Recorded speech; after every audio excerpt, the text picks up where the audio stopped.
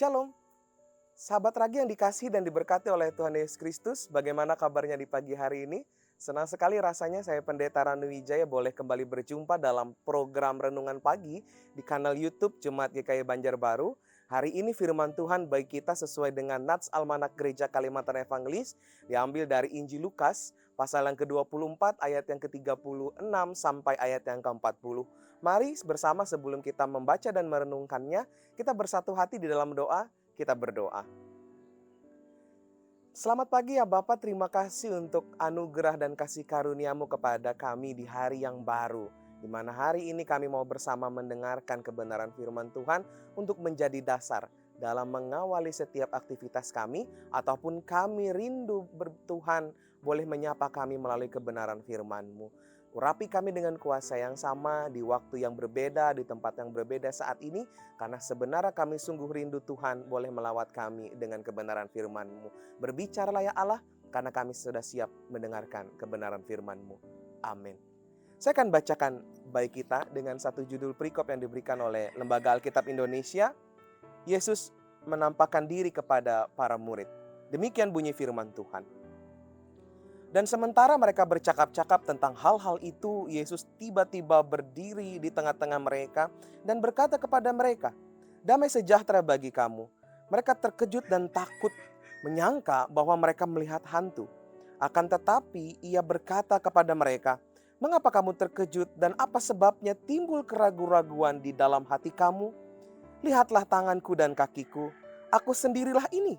Rabalah aku dan lihatlah. Karena hantu tidak ada daging dan tulangnya, seperti yang kamu lihat ada padaku." Sambil berkata demikian, ia memperlihatkan tangan dan kakinya kepada mereka. Firman-Nya berkata, yang berbahagia ialah mereka yang mendengarkan firman Allah seraya melakukannya dalam kehidupannya hari lepas hari. Saudara yang dikasihi Tuhan, dalam kehidupan nyata kita di dunia saat ini, ketika orang ingin membuktikan cinta, pasti ia harus menunjukkan sesuatu. Tidak mungkin orang hanya berkata-kata saja, "Aku mencintaimu." Tapi tidak ada pembuktian yang dilakukan oleh seorang yang berani mengatakan cinta itu. Dalam hal ini, sebuah cinta yang luar biasa dibuktikan oleh Yesus melalui pengorbanannya di kayu salib.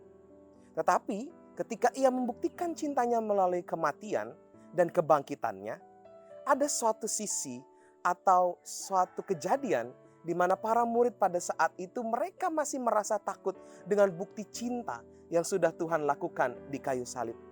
Ia sudah bangkit, tetapi ada sebagian para murid yang belum berjumpa dengan Tuhan Yesus. Nats hari ini memberi kesaksian bagi kita bagaimana Tuhan Yesus pada saat itu berjumpa dengan para murid-murid yang berkumpul di satu tempat. Mereka pada saat itu dalam ketakutan, dalam kekhawatiran, karena Tuhan yang mereka percayai telah mati meninggalkan mereka. Tetapi pada dasarnya Tuhan sendiri pun juga menampakkan diri kepada mereka.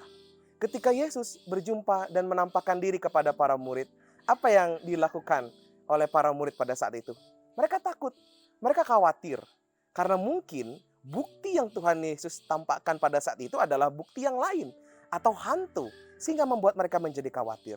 Tetapi Tuhan Yesus memperingatkan kepada mereka, "Jangan takut, inilah aku, lihatlah tanganku dan kakiku."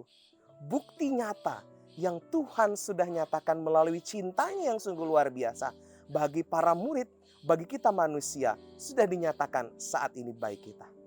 Saudara-saudaraku yang dikasihi dan diberkati Tuhan, ia telah menang, ia telah bangkit.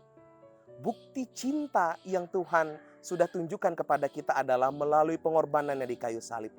Ia telah mati, ia telah bangkit, dan ia telah hidup. Ia berbeda daripada Tuhan-Tuhan yang lain. Ia adalah Tuhan yang telah menang melawan segala kuasa maut.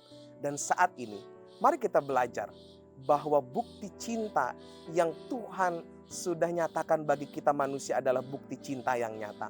Bukan bukti cinta yang sia-sia, hanya melalui perkataan saja. Tapi buktinya melalui perbuatan, melalui pengorbanan, bahkan melalui kebangkitan dan kemenangan. Mari kita renungkan saat ini bersama-sama. Kita belajar bahwa ketika kita berani membuktikan cinta kepada seseorang, atau kepada orang lain, mari buktikan itu bukan hanya dengan kata-kata saja, tetapi juga dengan tindakan. Karena Kristus sudah membuktikan cintanya melalui tindakan dan perkataan. Kita mengamini ini semua, Ia telah menang dan Ia telah bangkit. Dan sekali lagi saya mengucapkan selamat Hari Paskah bagi kita semua, walaupun sudah lewat hampir 1 minggu, tapi yakin dan percaya Ia yang telah menang, telah membebaskan kita dari segala kuasa dosa. Dan maut sudah dikalahkan dan tunduk di bawah kakinya. Tuhan memberkati kita melalui firman-Nya. Amin. Mari kita bersatu hati di dalam doa, kita berdoa. Kami berterima kasih ya Tuhan untuk setiap bukti cinta-Mu bagi setiap kami manusia. Engkau telah menang melawan segala kuasa maut.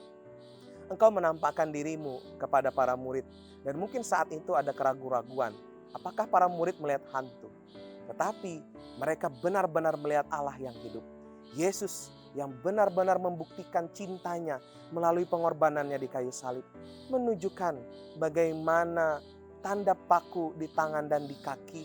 Membuktikan bagaimana Ia telah bangkit. Ia adalah daging.